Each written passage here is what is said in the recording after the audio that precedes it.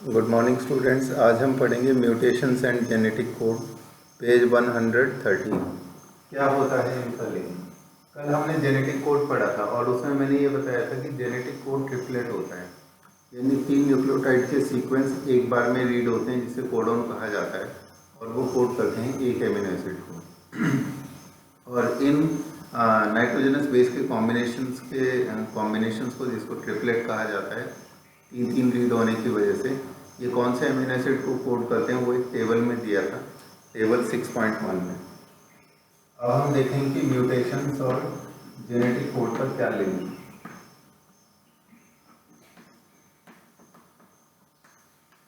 Mutations के द्वारा genetic code को स्टडी किया गया है ना, और वाइस वर्सा भी। वाइस वर्सा का मतलब ये है कि जेनेटिक कोड के थ्रू म्यूटेशंस को स्टडी किया गया। देखो क्या लिखा है, relations between genes and DNA are best understood by mutation studies. You have studied about mutation and its effects of large scale deletion and rearrangement in a segment of DNA are easy to comprehend. It may result in loss or gain of a gene and so a function. The effect of point mutations will be explained here.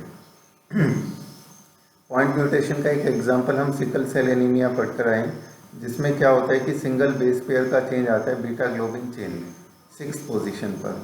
और कैसे change होता है, glutamate की जगह valine आ जाता है, तो इससे एक डिजीज कंडीशन आ जाएगी। अब वो कंडीशन किस तरह से, क्या उसकी इंपॉर्टेंस होती है, वो एक एग्जांपल से देखते हैं। यहाँ इन्होंने एक स्टेटमेंट दिया है, राम हैज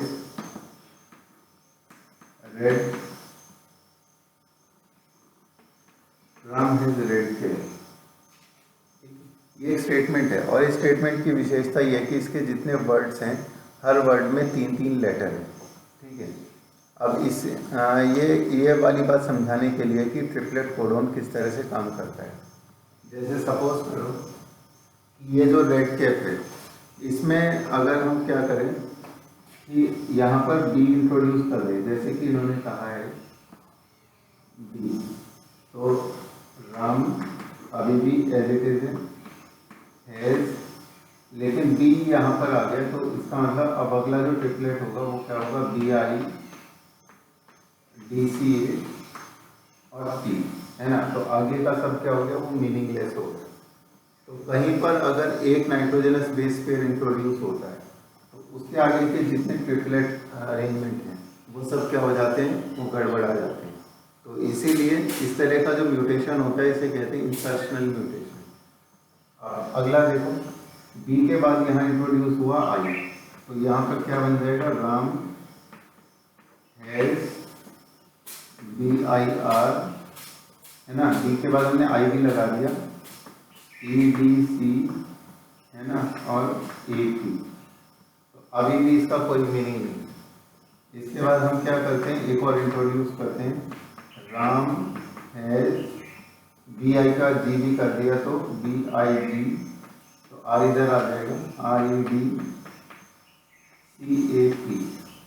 इससे बात साबित होती है कि अगर हम 3 नाइट्रोजनस बेस पेयर को इंट्रोड्यूस करेंगे या 3 के मल्टीपल्स को इंट्रोड्यूस करेंगे, तो जो सीक्वेंस है, यानी अमीनो एसिड जो बनते हैं उन पर कोई भी इफेक्ट नहीं पड़ता, सारे amino acid as it is बनते हैं। 3 या 3 के मल्टीपल ऐड होने पर, है ना, 6, 9, 12, 16, 15, 18 ऐड करेंगे तो कोई इफेक्ट नहीं पड़ेगा। सेम बात है उसके डिलीशन में है कि अगर हम उसमें 3, 6, 9, 12 यानी 3 के मल्टीपल्स को अगर हटाएंगे तो भी कोई फर्क नहीं पड़ेगा। हटाने में भी सेम बात है। देखो अब दूसरे एग्जांपल देखो, राम हैज रेड कैप वाले एग्जांपल में अगर आर को हटा दिया जाए तो उसका क्या इफेक्ट होगा, आगे आएगा ई डी सी और ए पी। फिर अगर ई को भी हटा दें तो क्या बनेगा, डी सी ए। तो और फिर उसके बाद अगर पूरे रेड को हटा देंगे तो क्या होगा, राम हैज कैप, आखिर में क्या हो जाएगा, राम हैज कैप। तो 3 के डिलीशन से कम आगे जो ये 3 न्यूक्लियोटाइड वाला बन रहा था कैप, ये तो अनएफेक्टेड रहा ना कम से कम, भले ही एक एमिनो एसिड वहाँ से चला गया, लेकिन 3 या 3 के मल्टीपल्स में ही ये कोडोन रीड होते हैं, वो इस बात से साबित होता है और ये एक्सपेरिमेंटली प्रूव भी हो चुका है। जब वैज्ञानिकों ने देखा कि हम 3 या 3 के मल्टीपल्स में नाइट्रोजनस बेस पेयर को म्यूटेशंस के थ्रू इंट्रोड्यूस करते हैं या फिर हटाते हैं तो उनका क्या इफेक्ट देखने को मिलता है, उस तरह से इन्होंने स्टडी की है। इसके बाद देखो आगे नेक्स्ट पेज पर इन्होंने फ्रेम शिफ्ट म्यूटेशन या डिलीशन म्यूटेशन के बारे में बताया। फ्रेम शिफ्ट म्यूटेशन वो म्यूटेशन होता है जिसमें कि 3 या 3 के मल्टीपल्स ऐड या डिलीट नहीं किए जाते, जिस वजह से आगे का पूरा रीडिंग फ्रेम गड़बड़ा जाता है, जैसा कि हमने यहाँ देखा। तो उस तरह के गड़बड़ाए हुए रीडिंग फ्रेम वाले म्यूटेशन को हम कहते हैं फ्रेम शिफ्ट म्यूटेशन या फिर फ्रेम शिफ्ट इंसर्शन, क्योंकि इंसर्शन की वजह से जो रीडिंग फ्रेम था वो शिफ्ट हो गया, इसीलिए उसे फ्रेम शिफ्ट इंसर्शन कहा जाता है। और डिलीशन में भी यही वाला पंगा है, उसमें भी उसे कहते हैं फ्रेम शिफ्ट डिलीशन। इसके बाद हम बढ़ते हैं आगे, वो नेक्स्ट टॉपिक है हमारा टीआरएनए द एडेप्टर मॉलिक्यूल।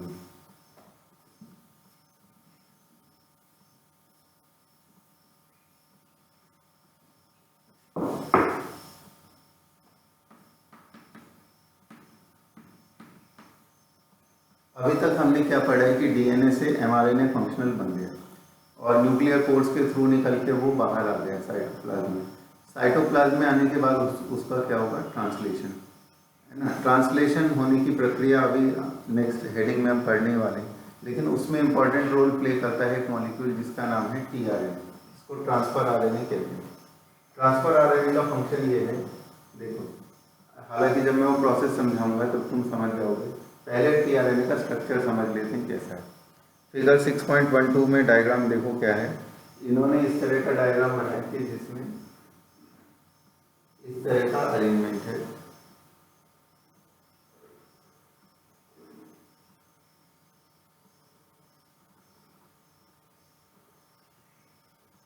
इसे कहते हैं क्लावर लीफ मॉडल। क्लावर एक प्लांट का नाम है, उसकी लीफ ऐसी होती है, या इसे कहते हैं इन्वर्टेड टी मॉडल, यानी कि जैसे टी को उल्टा कर दिया गया हो उस तरह का ये स्ट्रक्चर है। अब इसमें ये स्ट्रक्चर को समझने के लिए जरूरी ये है कि जैसे सपोज करो कि ये टीआरएनए है और आरएनए कैसे होते हैं, सिंगल स्ट्रैंडेड। इस सिंगल स्ट्रैंडेड जो मॉलिक्यूल है ये अपने ही एक्सिस पर इस तरह से फोल्ड हुआ है। इसका 3 प्राइम एंड ये है और इसका 5 प्राइम एंड ये है, ठीक है, बाकी न्यूक्लियोटाइड्स की तरह। अब 3 प्राइम एंड जो होता है उस पर जोड़ा होता है, सॉरी ये 5 है और ये 3 है। इसके 3 प्राइम एंड पर जुड़ा होता है एमिनो एसिड। सपोज ये 3 प्राइम एंड है तो यहाँ एमिनो एसिड जुड़ा हुआ होता है। तो अब इसका ये वाला जो एंड होता है नीचे वाला, इसको कहते हैं एंटीकोडॉन।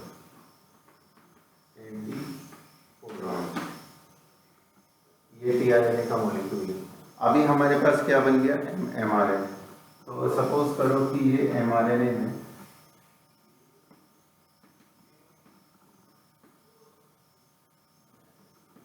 सपोज ये एमआरएनए है, तो इसमें ट्रांसलेशन किस डायरेक्शन से किस डायरेक्शन में होगा, 5 से 3 डायरेक्शन में, यानी कि ऐसे, ठीक है, इस तरह से सिंथेसिस होगी। तो अब ये जो इसमें जो सीक्वेंस होगी एमआरएनए में न्यूक्लियोटाइड की, उनको हम कोडॉन्स कहते हैं। जैसे कि सपोज करो यहाँ सीक्वेंस है AUG, ठीक है, तो AUG किसको कोड करता है, मीथियोनिन को। तो AUG के कॉम्प्लीमेंट्री टीआरएनए यहाँ पर लेकर आएगा। जैसे यहाँ पर AUG आएगा तो साइटोप्लाज्म में से ऐसा टीआरएनए यहाँ उठकर आएगा जो कि किसको कैरी कर सकता है, मीथियोनिन को। हर एमिनो एसिड को लाने वाला टीआरएनए अलग अलग होता है ना। सपोज करो पहला सीक्वेंस AUG है, तो सबसे पहले कौन सा टीआरएनए आएगा, जो कि मीथियोनिन को उठा के यहाँ पर लेकर आएगा। अब ये जो AUG है ये कोडॉन है, इसके कॉम्प्लीमेंट्री सीक्वेंस जो यहाँ प्रेजेंट होती है उसे कहते हैं एंटीकोडॉन। तो A के कॉम्प्लीमेंट्री यहाँ क्या होगा, U, क्योंकि ये भी आरएनए है, U के कॉम्प्लीमेंट्री होगा A और G के कॉम्प्लीमेंट्री होगा C। तो UAC होगा एंटीकोडॉन और AUG होगा कोडॉन। अब तुम देखो AUG के कॉम्प्लीमेंट्री UAC एंटीकोडॉन में इसके पास है, इसका मतलब क्या हुआ कि जब AUG आएगा तब यही एंटीकोडोन वाला tRNA उठकर आएगा। इससे एक बात साबित होती है कि हर एक एमिनो एसिड को कैरी करने के लिए एक अलग हर एक एमिनो एसिड में हर एक कोडोन के लिए एक पर्टिकुलर tRNA होता है। तो 64 जो पॉसिबल कॉम्बिनेशंस हैं, उन 64 पॉसिबल कॉम्बिनेशंस में से 61 को कैरी करने वाले अलग अलग tRNA होते हैं, लेकिन बाकी के जो 3 होते हैं उनके कॉम्प्लीमेंट्री कोई भी tRNA नहीं होता है। यही वो बात है कि जिसका मीनिंग है कि 3 नॉनसेंस होते हैं। 3 नॉनसेंस इसीलिए हैं क्योंकि उनके कॉम्प्लीमेंट्री एंटीकोडॉन कैरी करने वाले कोई भी tRNA मौजूद नहीं होते। ये है वो बात। अब देखो इसके बारे में इन्होंने क्या क्या लिखा है। From the very beginning of the proposition of code, it was clear to Francis Crick that there has to be a mechanism to read the code and also to link to the amino acid. Because amino acids have no structural specialties to read the code uniquely. अभी थोड़ी देर पहले कल ही हमने एक example पढ़ा था जिसमें दिया था इन्होंने मिथियोनिन, फिनाइलएलेनिन ऐसी सीक्वेंस दी थी और फिर पूछा था कि इसका जो नाइट्रोजनस बेस सीक्वेंस होगा वो क्या होगा, है ना। बैकवर्ड्स पता नहीं लगा सकते, उसका रीज़न मैंने तुम्हें कल बताया था कि ये कोड डीजेनरेट है। He postulated the presence of an adapter molecule, यानी कि एक मॉलिक्यूल ऐसा एग्जिस्ट करता है नेचर में जो कि एक साइड तो जुड़ता है एमिनो एसिड से और एक साइड जुड़ता है वो mRNA के मॉलिक्यूल से, है ना। बाद में पता चला कि वो मॉलिक्यूल और कोई नहीं, वो tRNA था। एक साइड जुड़ता है किससे, mRNA से, और एक साइड जुड़ता है किससे, एमिनो एसिड। इसी वजह से इसे क्या कहते हैं, एडेप्टर मॉलिक्यूल। एडेप्टर वो चीज़ होती है जो 2 चीज़ों से एक साथ जुड़े हैं। इसके बाद tRNA देन कॉल्ड snRNA, यानी कि soluble RNA, was known before the genetic code was postulated. However, its role as an adapter molecule was assigned much later. तो tRNA में एक तो लूप होता है जिसे कहते हैं एंटीकोडोन, जो कोडोन से बाइंड करता है, ठीक है। सॉरी, यहाँ पर ये है फाइल, ये है।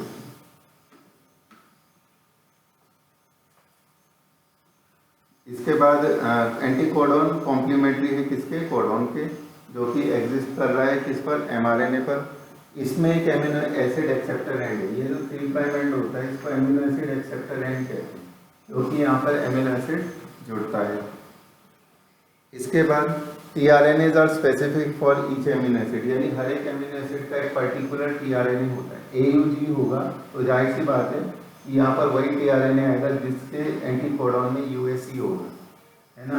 और वो किस एमिनो एसिड को लेकर आएगा, वो मिथियोनिन को लेकर आएगा। इसके बाद for initiation there is another specific tRNA that is referred to as initiator tRNA, है ना। ये वाला जो मैंने tRNA तुम्हारे सामने बनाई है इनिशिएटर है, क्योंकि ये मिथियोनिन को लेकर आता है। स्टॉप कोडॉन के लिए कोई tRNA नहीं होता, क्योंकि वो तीनों क्या है, उनके कॉम्प्लीमेंट्री एंटीकोडॉन्स एग्जिस्ट ही नहीं करते हैं। In figure, secondary structure of tRNA has been depicted that looks like a clover leaf. In actual, the tRNA is a compact molecule, looks like an inverted L model.